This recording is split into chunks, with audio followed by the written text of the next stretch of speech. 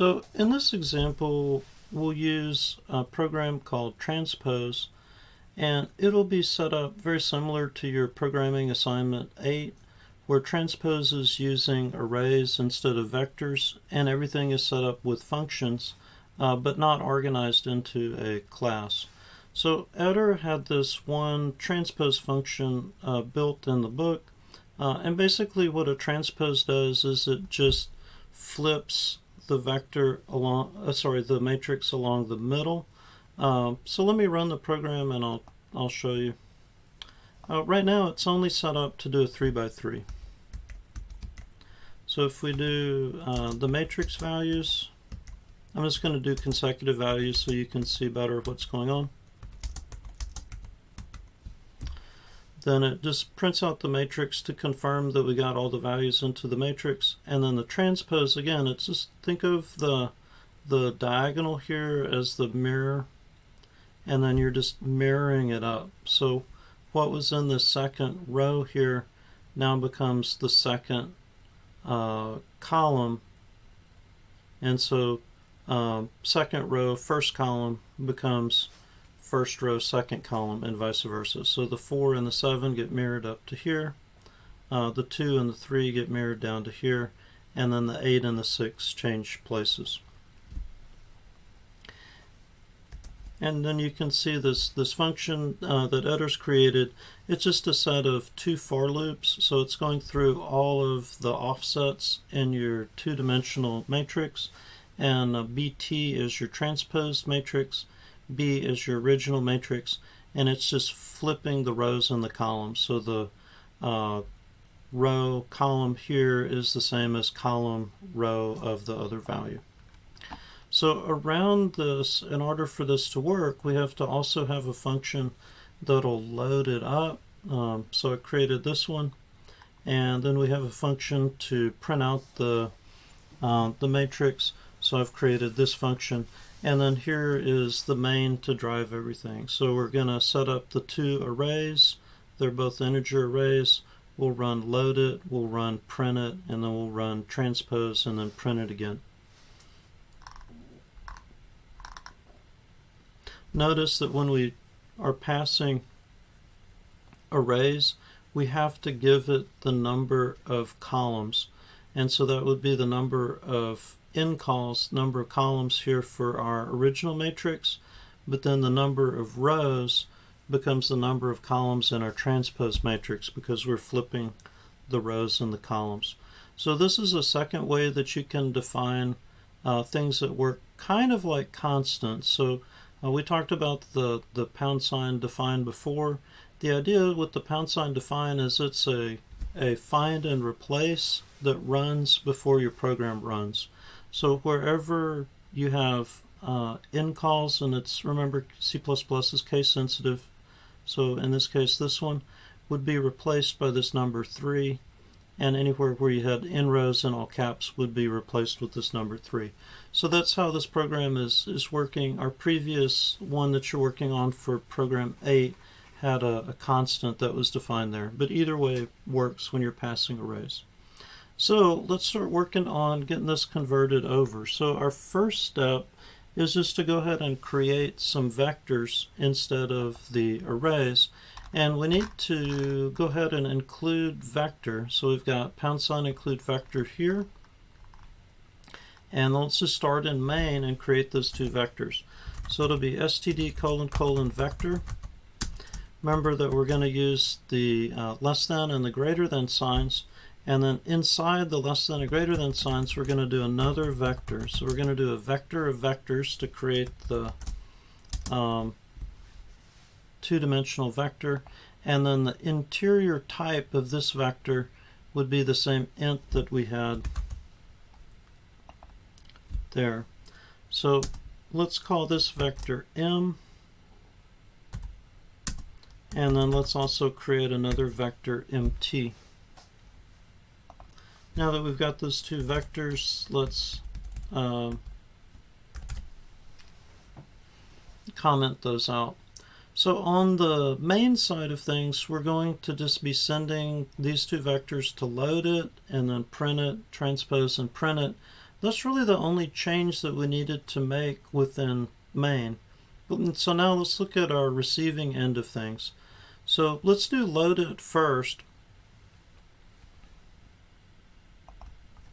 And let's just comment, just so we don't have to type in a whole bunch of stuff before we can run it. Let's comment the rest of this out, and then we'll uncomment it as we go. So we've got load it, and we're passing it a vector, and that vector is going to be empty. So on the receiving end of load it, we need to be able to receive a vector. So that would be vector. Put our type is going to be vector, and then that internal vector then has a type that's going to be int. Let's just use the same naming system that was in the original program, so we called it B. So we're going to call this one B.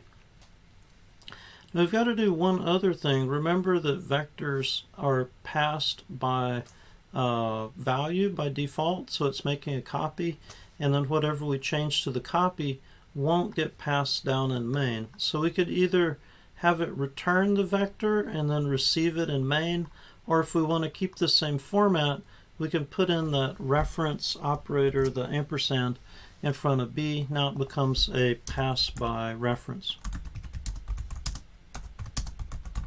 We didn't have to do that when it was using the array, because the array is automatically a pass by reference, because the array is really just a pointer.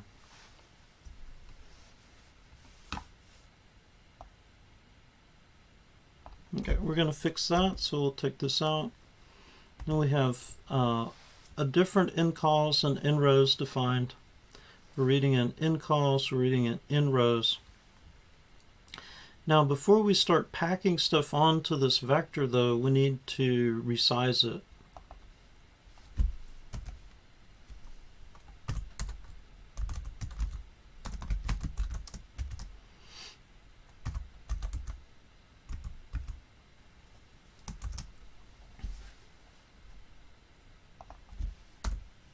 So this is our vector B, so we're going to resize it to be size inrows. And then as we access each of the rows, we need to resize those. So this will be row I,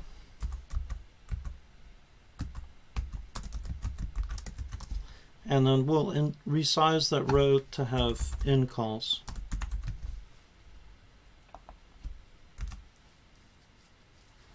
And then from there, we can use the same syntax. We can read directly into B. The other way that you could do this is you could resize this outer vector here, and then you could use a pushback to place it on. Either one would work. Since we've changed inrows and incalls here, why don't we go ahead and change it here?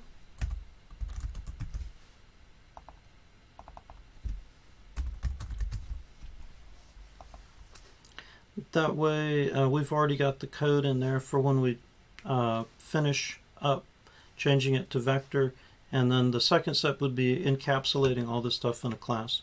Let's try and run it just so we can remove any syntax errors.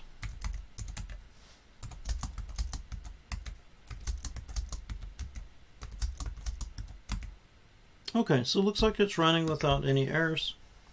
So let's go back into main. So load it seems to be working. Let's see if we can get print it working.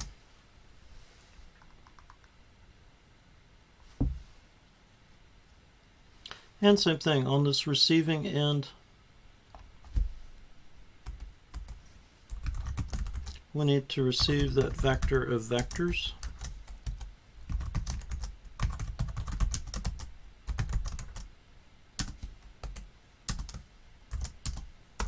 And we'll use the same variable name B that they used for the array.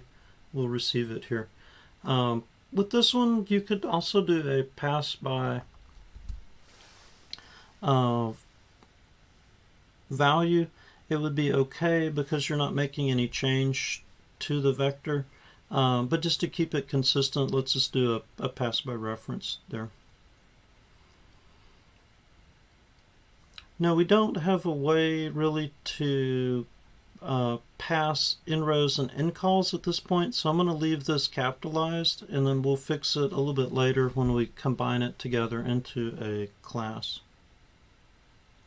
So looks like everything about this should now work. Let's run it again.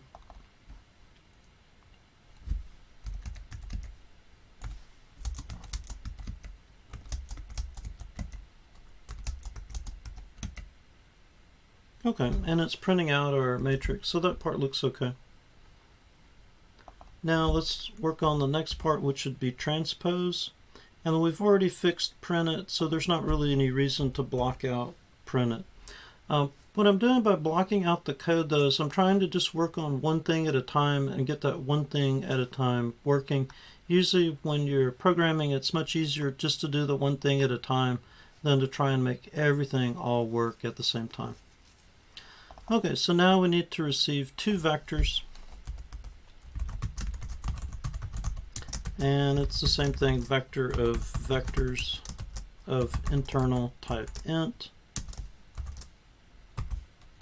And we're going to be changing bt, so b could still be a pass by value, but bt would have to be a pass by reference for sure. So let's just use the ampersand for both of them. I'm just going to make a copy of this and paste it in here, and then we'll call this bt. Now we never did resize bt, so we need to go through and do that. So we'll resize the outer vector on bt to be equal to the number of columns, because that's going to be the number of rows.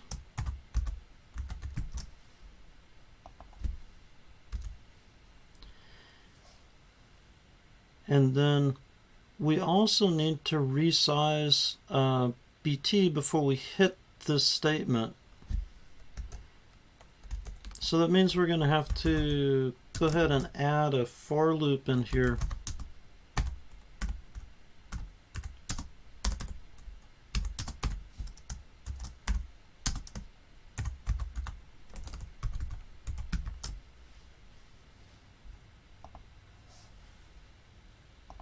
Oops.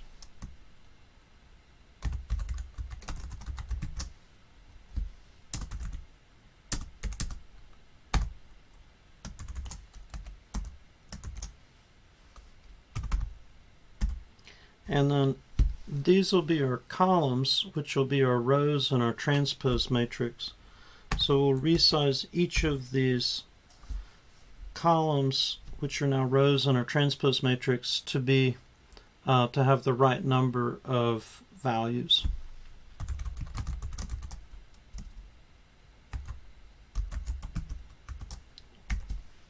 So now that we've got bt resized, we should be able to do the rest of it. So let's run it and fix any syntax errors.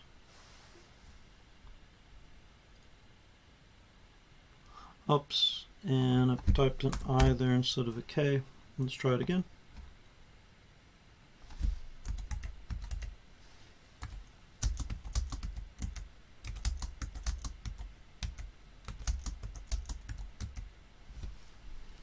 Okay, and it looks like it's working now, and we're getting the matrix transposed.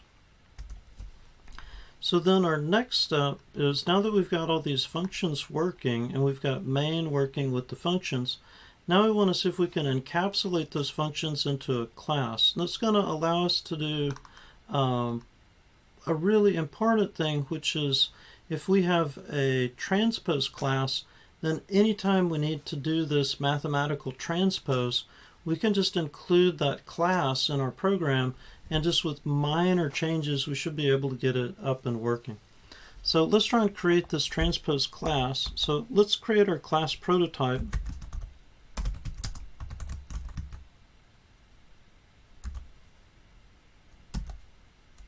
Oops.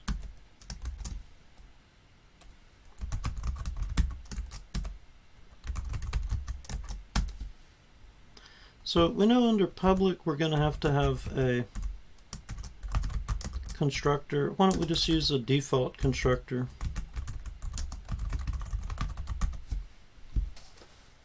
Let's see what values we'd want to keep as private to transpose.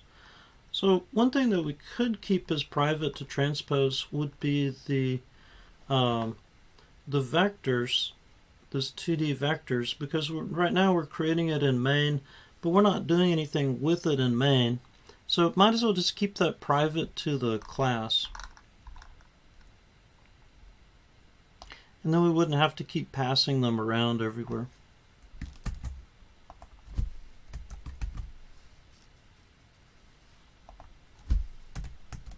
So we'll declare B and then BT. The other thing is in loaded, we picked up the number of rows and the number of columns, but we didn't have a place to permanently store those. So let's include those as private data.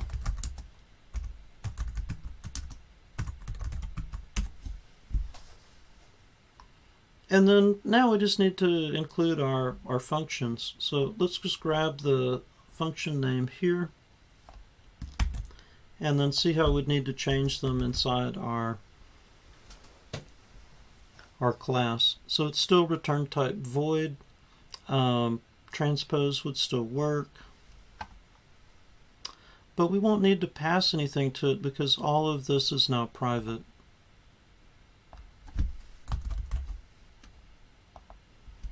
So this will be a function that doesn't receive anything and doesn't return anything.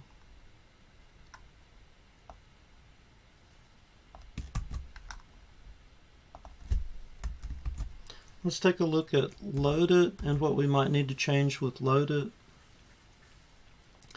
We won't need to receive this because it'll already be there. And loaded still won't need to return anything.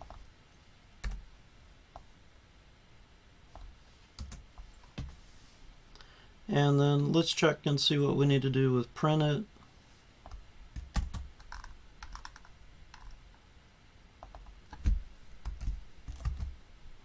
Now, print it, we have the option of printing either one of the two vectors.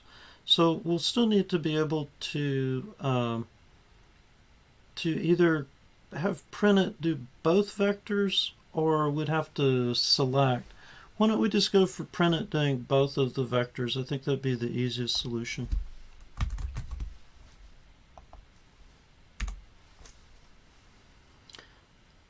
Alright, so let's start with loaded.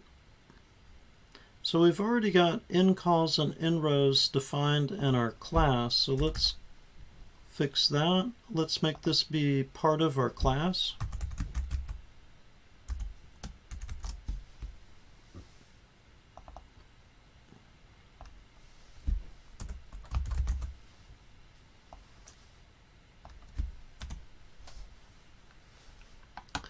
So what are the number of columns? What are the number of rows?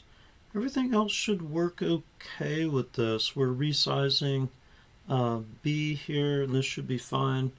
We might want to also just in this case, since we're having to resize BT and that was a little bit inconvenient, why don't we just move that little snippet of code down to load it.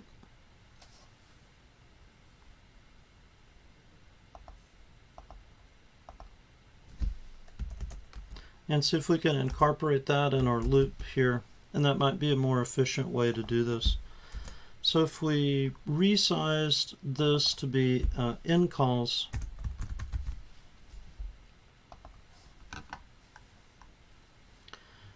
then we could resize this using the same loop. This would now be incalls in lowercase. And this could now be in rows and lowercase. So now we've merged that in to where it's a little bit more of a logical place to have it resized.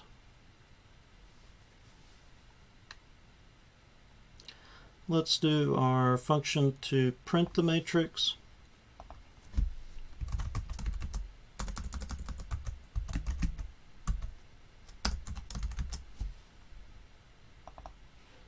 This one is also void. This now becomes in rows and in calls.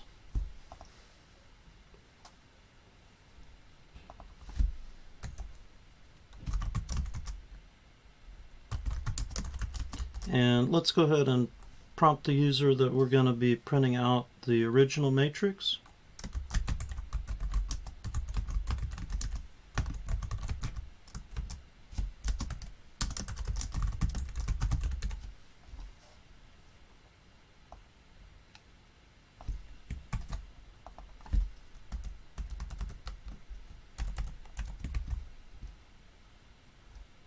And then let's prompt the user that we're going to be printing out the transpose matrix.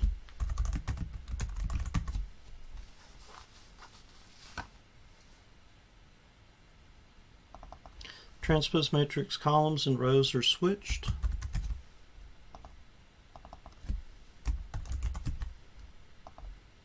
And it's called BT. Should be all set there. And then let's look at this last part, which would be transpose.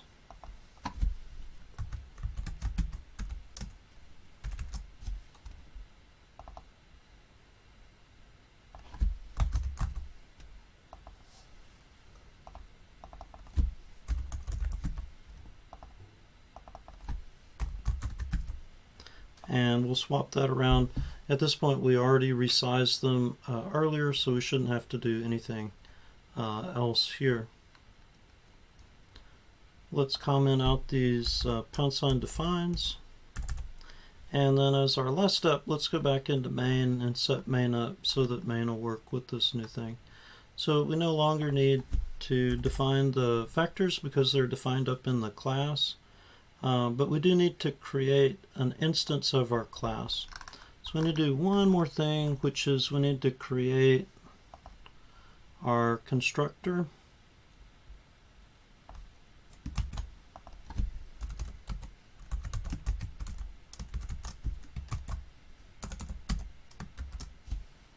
And in this case, our constructor really doesn't need to do anything because we've handled everything in transpose and load it and print it. Okay, so let's go back to main.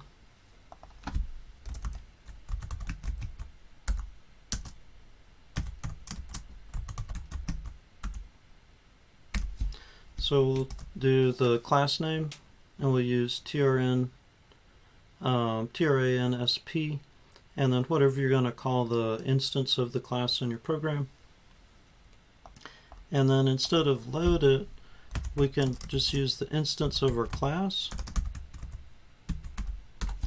The dot operator to indicate that we're going to be using a variable or function out of the class. And then we'll do loaded. Loaded is still a function, so it needs to open close parentheses, but we can not put anything in the parentheses because it's a void. We're going to go ahead and print it later after we have it loaded. So let's just comment this out. We won't need this set of code anymore. And then we can transpose it.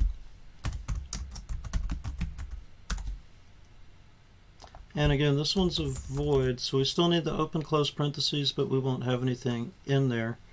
And then we've already got the code inside of print it to print out. This is the original, this is the transposed. So we can comment this out, void that out, and set it up like that. So let's try and run it again.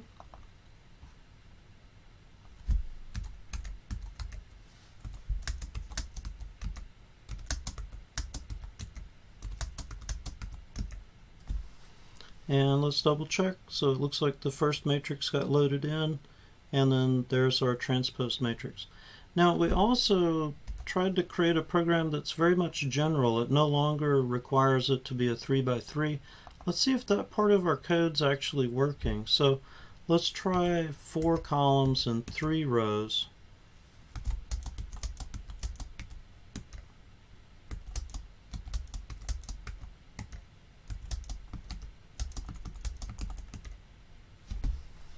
So it looks like, yes, it did get read incorrectly.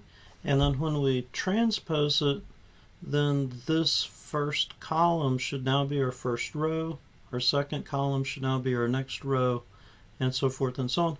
Looks like it's working.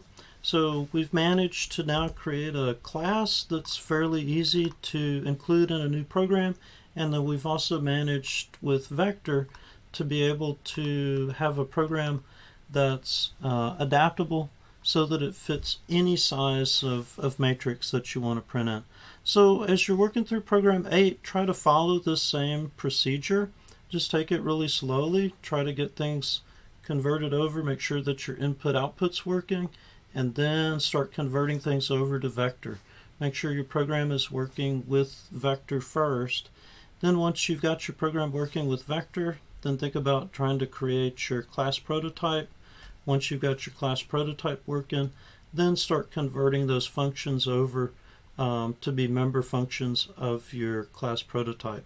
It's not too terrible if you take it step by step, but if you try and do it all at once, this program can really be a nightmare. So just take it really slow, take it step by step. Use what I'm showing you here, trying to block off code whenever possible, and then make for sure that you don't do too long of editing before you try and run it. That way you can kind of get syntax errors out as you're going. If you do have any questions or any problems, just let me know.